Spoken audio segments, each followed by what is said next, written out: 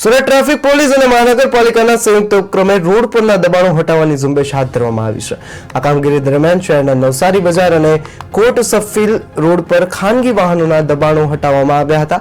Road પર બંધ પડેલ જૂના ભંગાર વાહનોના લીધે રોડ સાંકડો થતા ટ્રાફિકની સમસ્યા સર્જાતા આ કાર્યવાહી હાથ ધરવામાં આવી છે। ટ્રાફિક ડીસીપી, એસપી તેમજ ટ્રાફિક પીઆઈ સહિતની ટીમે પાલિકાની દબાણ હટાવની ટીમ સાથે પોલીસ બંદોબસ્ત હેઠળ આ કાર્યવાહી કરી હતી।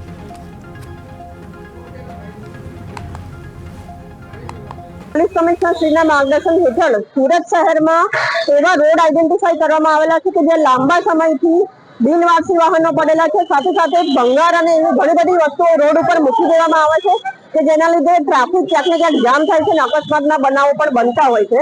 આવા અકસ્માતના બનાવો અટકાવવા માટે તેમજ ટ્રાફિક નિયમન સરળતાથી કરી શકાય, સામાન્ય લોકોને અગવડતા ન પડે તે માટે આજરોજ નવસારી બજાર, કોટફિલ રોડ અને ઝીંગા સર્કલ રોડ ઉપર ગેરકાયદેસર જે દબાણો કરેલા છે એને તોડવાની કાર્યવાહી કોર્પોરેશન સાથે સંકલનમાં રહી સુરત શહેર ટ્રાફિક શાખા દ્વારા હાલમાં કરવામાં આવી રહી છે।